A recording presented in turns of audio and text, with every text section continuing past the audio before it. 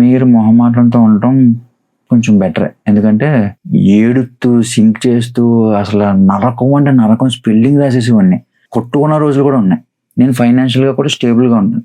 ఇంత బిల్ అయిపోయిందా, ఇంకా బిల్ ఇవ్వక్కర్లేదు, మనం ఎగ్గొట్టేస్తే కొత్త ఎడిటర్‌ని చూసుకుందాంలే అన్న కాన్సెప్ట్‌లోని నీకు ఫ్రీలాన్సింగ్ అంటే ఇష్టమైతే ఈ మిస్టేక్స్ మాత్రం అస్సలు చేయకు. ఒకవేళ చేసావా ఇందులో ఉండవు. నీ సిచ్యువేషన్ నిన్ను బయటికి లాగేస్తాయి. నాశనం అయిపోతావు. Welcome to my YouTube channel. వీడియోని మాత్రం లైక్ చేయడం మర్చిపోదు. Let's get into the video. Number 1, మొహమాటం. మామూలుగానే ఫ్రీలాన్సర్కి బోల్డ్ ప్రాబ్లమ్స్ ఉంటాయి. ఆ ప్రాబ్లమ్స్ అన్నిటినీ ఈ మొహమాటం అనేది యాడ్ ఇంకా డబుల్ చేస్తుంది. నువ్వు నీ వర్క్కి తగ్గ అమౌంట్ డిమాండ్ చేయలేవు, కాస్ట్ పెంచలేవు. వాళ్ళు ఎన్నిసార్లు రివిజన్స్ చెప్పినా ఆ రివిజన్స్ అన్నీ నువ్వు ఒబే చేయాల్సిందే. ఒకవేళ నీకు అమౌంట్ ఇంత రావాలంటే వాళ్ళు తగ్గించి ఇచ్చినా మినిమం వాళ్ళని అడగలేవు. ఎందుకంటే ఇది మొహమాటం కాదు, భయం. ఒకవేళ నువ్వు తిరిగి వాళ్ళని క్వశ్చన్ చేస్తే వాళ్ళు నీకు వర్క్ ఇవ్వకపోతే నీ పొజిషన్ ఏమవుతుంది అనే భయం. దానికి మనం మొహమాటం అని పేరు వేసుకున్నాం. నేను ఫ్రీలాన్సర్గా నా వర్క్ స్టార్ట్ చేసినప్పుడు నాకు ఒక ఫోటోగ్రాఫర్ మాత్రమే తెలుసు. తర్వాత ఇంకో 3 ఫోటోగ్రాఫర్లు వచ్చారు. అప్పుడు వాళ్ళు ఏం చెప్పినా నేను చేసేవాడిని. వాళ్ళు నాకు అమౌంట్ ఎంత ఇస్తే అంత, నేనేమి డిమాండ్ చేసేవాడిని కాదు. చాలా అంటే చాలా తక్కువ తీసుకునేవాడిని అమౌంట్. సో నాకు ఒకవేళ నేను ఏమన్నా ఒక డిమాండ్ చేస్తే వాళ్ళు నాకు వర్క్ ఇవ్వలేదు అనుకోండి, నా సిచ్యువేషన్ ఏంటి అని చెప్పి నాకు ఒక భయం ఉండిపోయింది లోపల.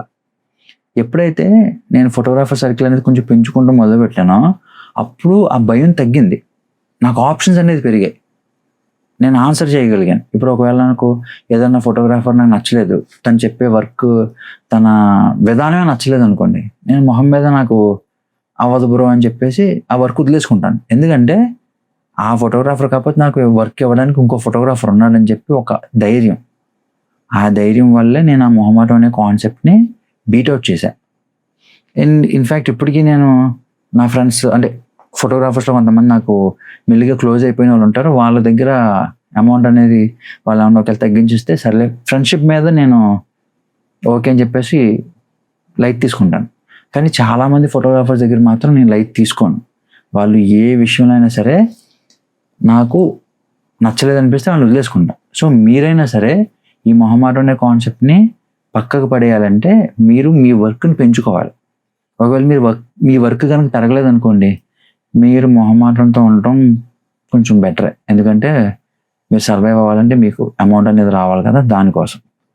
సో మీరు అలా ఉండకూడదంటే మాత్రం మీ వర్క్ని మీరు పెంచుకుంటే డెఫినెట్గా ఆ మొహమాటం అనేది మీకు ఉండదు. ఓకే. అండ్ నెంబర్ 2, అమౌంట్స్ అనేది పెండింగ్లో ఎక్కువ ఉంచేసుకోవడం. ఇది చాలా అంటే చాలా పెద్ద బ్లండర్ మిస్టేక్. దీనివల్ల పైసా ఉపయోగం ఉండదు. పైగా మనకు రావాల్సిన అమౌంట్లన్నీ వాళ్ళ దగ్గర పెట్టుకుని మన ఈఎంఐలకి అక్కడ ఇక్కడ అడ్జస్ట్మెంట్లు చేసుకుని వడ్డీలు తెచ్చుకుని వడ్డీలు బొక్క మనకి. నేను ఇంకో బోనస్ పాయింట్ ఏంటంటే, ఎప్పుడైతే మనం ఇంత అమౌంట్ రావాలని డిమాండ్ చేస్తామో వాళ్ళు ఏదో మైండ్లో అయ్యి బాబాయ్ మనం ఎక్కువ అమౌంట్ ఇచ్చేస్తున్నాం అని ఫీల్ అవుతారు. సో చెప్తున్నాను కదా, ఎట్టి పరిస్థితుల్లోని పెండింగ్ బ్యాలెన్స్లు ఎక్కువ ఉంచుకోవద్దు. నేను ఎడిటింగ్ స్టార్ట్ చేసినప్పుడు ఒక ఫోటోగ్రాఫర్కి 5 టీజర్లకు గాను 10,000 బిల్ వేసాను. అది కూడా చాలా అంటే చాలా చాలా చాలా చాలా చాలా తక్కువ. నేనేమనుకున్నానంటే మైండ్లో రౌండ్ ఫిగర్ అయిన తర్వాత అడుగుదామని అన్న కాన్సెప్ట్లోని అడగలేదు. ఎప్పుడైతే రౌండ్ ఫిగర్ అయిందో ఫోన్ చేసి, బ్రో నాకు ఇలాగా 10,000 రావాలి, కొంచెం అమౌంట్ కొడతారా బ్రో అంటే, వెంటనే ఫోటోగ్రాఫర్ 10,000 ఎందుకు బ్రో అన్నాడు. నాకు వెంటనే, బ్రో 5 టీజర్లు చేశాను బ్రో, పెట్టాను కదా పైన డీటెయిల్డ్గా, ఆ 5 టీజర్లకు కానీ 10,000 అడిగానంటే, బాబోయ్ అంత అమౌంటా అన్నాడు. ఇక్కడ మ్యాటర్ ఏంటంటే, మనం అలా అడుగుతున్నప్పుడు అవతల వాళ్ళు చేయించుకున్న పని గురించి పట్టించుకోరు. జస్ట్ మనం అమౌంట్ అడిగేస్తున్నాం ఏదో, వాళ్ళు చేయించుకున్న పని అనేది మినిమమ్ వాళ్ళ మైండ్లో ఉండదు అక్కడ. సో మీరు పెండింగ్ అనేది ఎక్కువ పెట్టుకోవడం వల్ల ఈ ప్రాబ్లం ఫేస్ చేస్తారు. ఇంకా పెద్ద బోనస్ ఏంటంటే, కొంతమంది అయితే ఎగ్గొట్టేస్తారు. సర్లే ఇంత బిల్ అయిపోయిందా, ఇంకా బిల్ ఇవ్వక్కర్లేదు, మనం ఎగ్గొట్టేస్తే కొత్త ఎడిటర్ని చూసుకుందాంలే అన్న కాన్సెప్ట్లోని ఎగ్గొట్టేస్తారు. నాకు అలానే బోల్డ్ మంది ఎగ్గొట్టారు. సో పెండింగ్ బ్యాలెన్స్లు అనేవి మాత్రం ఎట్టి పరిస్థితులు ఎక్కువ వంచకండి. ఎప్పటికప్పుడు క్లియర్ చేసుకుని అది మీకు, మీ క్లయింట్కి కూడా చాలా మంచిది. ఓకే. Number 3, timing. యాక్చువల్గా ఫ్రీలాన్సర్గా మనం టైమింగ్స్ అనేవి పాటించాం. కాకపోతే మనం పాటిస్తే మన లైఫ్ చాలా అంటే చాలా స్మూత్గా ఉంటుంది. లేదనుకోండి, నిజం చెప్తున్నా, పర్సనల్ లైఫ్కి ప్రొఫెషనల్ లైఫ్కి మినిమమ్ అసలు బ్యాలెన్స్ కుదరదు. చాలా అంటే చాలా ప్రాబ్లమ్స్ ఫేస్ చేస్తాం. నేను అలా టైమింగ్ పెట్టుకోకపోవడం వల్ల ఎన్ని ప్రాబ్లమ్స్ ఫేస్ చేశానంటే, నాకు తెల్లవారుజాము 2:00, 3:00 డేటాలు వచ్చి కాపీ చేసిన ఫోటోగ్రాఫర్స్ కూడా ఉన్నారు. బ్రో పెళ్లి ఇప్పుడే అయింది, మీ దగ్గరికి వస్తున్నాము డేటా కాపీ చేయడానికి అంటారు. నాకు యాక్చువల్గా ఆ టైంకి డేటా కాపీ చేసుకోవడం కూడా ప్రాబ్లం లేదు. డేటా తీసుకోవడానికి ప్రాబ్లం లేదు. కాపీ చేసుకోమంటారు ఆ టైంలో 150, 180 జీబీని నేను ఆ టైంలో ఎక్కడ కాపీ చేసుకోవాలో నాకు అర్థం కాదు. అది కాపీ చేయడానికి పోనీ ట్రై చేస్తేనేమో ఈజీగా 1.5 or 2 hours పడుతుంది. ఇదంతా కూడా నేను కేవలం టైమింగ్స్ అనేవి పెట్టుకోకపోవడం వల్లే జరిగింది. సో మనకు ఒక టైమింగ్ అనేది ఉండాలి. వర్క్ ఏ టైం వల్ల చేసుకోవచ్చు, కాకపోతే కాల్స్కి ఒక టైం ఉండాలి. Number 4 target. యాక్చువల్గా టార్గెట్ అనేది నేను ఇంతకుముందు ఎప్పుడు పెట్టుకోవాలా. లాస్ట్ 2.5 to 3 years ఈ టైంలో మాత్రమే టార్గెట్ అనేది పెట్టుకున్నా. టార్గెట్ అనేది ఇంతకుముందే పెట్టుకోకపోవడం వల్ల నేను అసలు ఎంత ఎర్న్ చేస్తున్నానో నాకు తెలిసేది కాదు. అండ్ ఇంకోటి ఏంటంటే, దానివల్ల కొన్నిసార్లు ఎక్కువ ఎర్న్ చేసేవాడిని, కొన్నిసార్లు తక్కువ ఎర్న్ చేసేవాడిని. అంటే ఫైనాన్షియల్గా బోల్డని ప్రాబ్లమ్స్ ఫేస్ చేశాను. ఎప్పుడైతే నేను టార్గెట్ అనేది పెట్టుకోవడం మొదలుపెట్టానో నాకు నిజంగా ఫైనాన్షియల్ స్టెబిలిటీ అనేది చాలా వచ్చింది. నేను యాక్చువల్గా టార్గెట్ కోసం ఖాతా బుక్ అని ఒక యాప్ వాడతాను. దాంట్లో టార్గెట్ అని చెప్పేసి ఒక ప్రొఫైల్ క్రియేట్ చేసేసి దాంట్లో 90,000 పెడతాను ముందే. నేను ఎవ్రీడే 3,000 అనేది దాంట్లో ఎంటర్ చేయాలి. అలాగా మంత్ ఎండ్కి వచ్చేసరికి ఆ 90,000 కాస్త 0 అవ్వాలి. అది నా టార్గెట్. దానివల్ల ఏం జరుగుతుందంటే, నేను మినిమం ప్రతిరోజు ఎంత ఎర్న్ చేయాలని చెప్పేసి నా మైండ్లో ఉండిపోద్ది. దానివల్ల నేను వర్క్ ప్రతిరోజు చేస్తాను. నేను ఫైనాన్షియల్గా కూడా స్టేబుల్గా ఉంటాను. ఫ్రీలాన్సర్గా మనం ఫైనాన్షియల్గా స్టేబుల్గా లేదనుకోండి, మనకి సొసైటీలో ఎక్కడ కూడా మినిమం రెస్పెక్ట్ దొరకదు. అండ్ ఇంకోటి ఏంటంటే, నువ్వు ఎందుకు ఈ ఫ్రీలాన్సింగ్ అవన్నీ అని చెప్పేసి టైం వేస్ట్ చేసుకుంటున్నావు, ఏదైనా ఉద్యోగం చేసుకోక శుభ్రంగా ఉద్యోగం చేసుకుని నీకు టైంకి అమౌంట్ వస్తుంది, టైంకి ఇంత సంపాదిస్తున్నావు అని చెప్పేసి నీకు ఒక క్లారిటీ ఉంటుంది.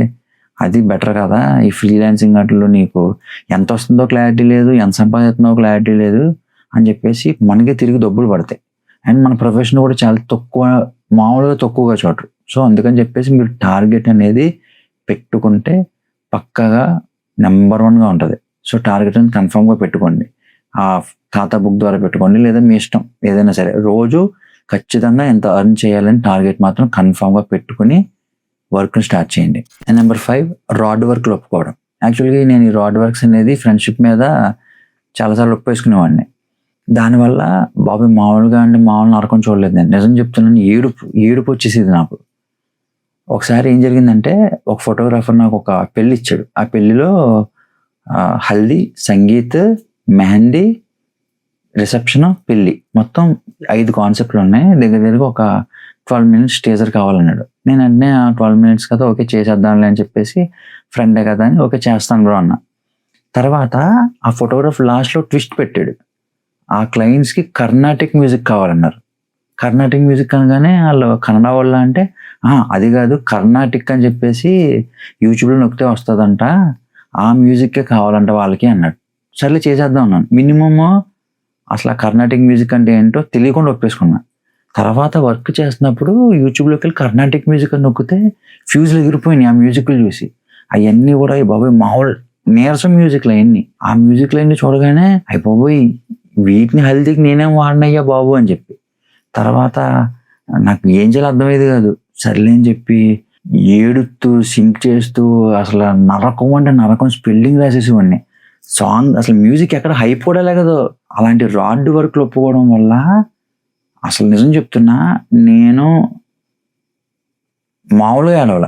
నేను మామూలుగా ఇప్పుడు నాకు చాలా సిచ్యువేషన్స్లో రాడ్లో నిలబడ్డాను, కానీ ఎప్పుడైతే ఇలాంటి రాడ్ వర్క్లు ఒప్పుకున్నానో నిజం చెప్తున్నాను, ఆ రాడ్ వర్క్లు అసలు ఎందుకు ఒప్పుకున్నాను అని చెప్పేసి నాకు నేను కొట్టుకున్న రోజులు కూడా ఉన్నాయి. అందుకని రాడ్ వర్క్లు అనేవి మీరు ఎట్టి పరిస్థితుల్లో ఒప్పుకోకండి. ఒప్పుకుంటే పక్కా చెప్తున్నాను సేమ్ నాకు జరిగినట్టే జరుగుద్ది. అందుకని మీరు ఎట్టి పరిస్థితుల్లో ఒప్పుకోవద్దు. అండ్ ఇంకోటి ఏంటంటే, ఆ రాడ్ వర్క్లు మీరు అలా ఏడుస్తూ చేసి ఖచ్చితంగా దాంట్లో రిజల్ట్ కూడా మీరు మంచిగా తీసుకురాలేరు. అండ్ ఇంకోటి ఏంటంటే, దానివల్ల మీకు అమౌంట్ రాదు, మీరు టైము బొక్క, పని బొక్క. అందువల్ల మీరు ఎట్టి పరిస్థితుల్లో రాడ్ వర్క్లు అనేవి ఒప్పుకోకండి, ఓకేనా. And number 6 social media. ఇది ఆల్రెడీ ప్రీవియస్ వీడియోస్లో కూడా చాలాసార్లు చెప్పాను. నేను సోషల్ మీడియాలోకి లేట్గా రావడం వల్ల చాలా అంటే చాలా కోల్పోయాను. అంటే వర్క్ పరంగా కాదు, పేరు పరంగా. సో మీరు ఆ మిస్టేక్ చేయకండి. సోషల్ మీడియాలోకి రండి, మీ వర్క్ని అందులో ఎక్స్పోజ్ చేయండి. మీరు ఎక్కువ మనీని ఎర్న్ చేసుకోవడానికి సోషల్ మీడియా మీకు చాలా యూజ్ అవుతుంది. అండ్ ఇంకోటి ఏంటంటే నేను స్టార్టింగ్‌లో చెప్పాను చూసావా మొహమాటం, భయం అది. ఆ కాన్సెప్ట్ కూడా మీరు సోషల్ మీడియాలోకి వచ్చి మీరు వర్క్ అనేది గెయిన్ చేస్తే ఆ ప్రాబ్లమ్ సాల్వ్ అవుతది. సో, మీరు సోషల్ మీడియాలోకి రండి. వచ్చి మిమ్మల్ని మీరు సోషల్ మీడియాలో ప్రూవ్ చేసుకోవడానికి ట్రై చేయండి. సోషల్ మీడియాని మాత్రం ఎట్టి పరిస్థితుల్లో ఇగ్నోర్ చేయకండి. నేను ఇగ్నోర్ చేసి చాలా పెద్ద మిస్టేక్ చేశాను. మీరు మాత్రం ఇగ్నోర్ చేయొద్దు. ఇది number 6. And number 7 normal mouse use చేసి ఎడిట్ చేయడం. నిజం చెప్తున్నా ఇది బ్లెండర్ మిస్టేక్. మామూలు బ్లెండర్ మిస్టేక్ కాదు. నేను గేమింగ్ మౌస్ వాడకుండా చాలా చాలా పెద్ద మిస్టేక్ చేశా.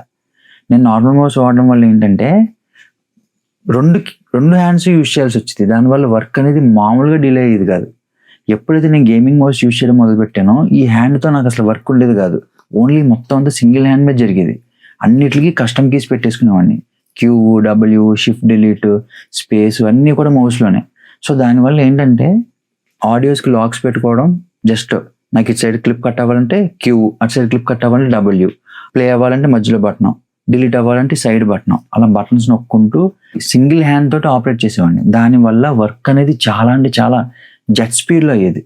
సో మీరు కూడా నార్మల్ మౌస్తో ఎడిట్ చేస్తే నార్మల్ మౌస్ నుంచి గేమింగ్ మౌస్కి షిఫ్ట్ అవ్వండి. చాలా అంటే చాలా డిఫరెన్స్ చూస్తారు మీ వర్క్లో. అండ్ నేను యూజ్ చేసే మౌస్ ఏదైతే ఉందో ఆ మౌస్ లింక్ ఇక్కడ ఇస్తాను. ఆ మౌస్ మీరు బుక్ చేసుకోండి. ఎంత కాస్ట్ కూడా ఉండదు. అరౌండ్ 699, 599 ఎంత ఉంటుంది. నేను 12,000లో ఉన్న మౌస్ కూడా వాడాను. కాకపోతే నాకు 12,000లో ఉన్న మౌస్లో ఉన్న అయ్యే ఫ్యూచర్స్ నాకు ఈ 699 మౌస్లో కూడా దొరికేసాయి. సో నేను తర్వాత మెల్లిగా 699 మౌస్ని షిఫ్ట్ అయిపోయా. సో మీరు నార్మల్ మౌస్కి బదులు గేమింగ్ మౌస్ తోటి ఎడిట్ చేయడానికి ట్రై చేయండి. పక్కగా డిఫరెన్స్ చూస్తారో నాది గ్యారంటీ. ఓకే గాయ్స్, ఇక్కడితో ఈ వీడియో అండ్ ఈ మిస్టేక్స్ ఏవైతే ఉన్నాయో ఈ మిస్టేక్స్ అసలు మీరు ఎట్టి పరిస్థితుల్లో చేయొద్దు. ఒకవేళ చేస్తుంటే వాటిని కరెక్ట్ చేసుకోండి. లేదంటే కనుక ఫ్రీలాన్సర్గా మీరు ఎక్కువ కాలం రన్ అవ్వలేరు. ఓకేనా? ఈ వీడియో కనుక మీకు నచ్చితే మీ ఒపీనియన్ని కామెంట్ చేయండి. అలానే వీడియోని లైక్ చేయడం మాత్రం మర్చిపోవద్దు. మీ ఫ్రెండ్స్కి షేర్ చేయండి. అలానే ఛానల్ని సబ్స్క్రైబ్ చేసుకోండి. Thanks for watching. Bye. And SEO video కూడా నెక్స్ట్ నేను చేస్తాను డెఫినెట్గా. బాయ్.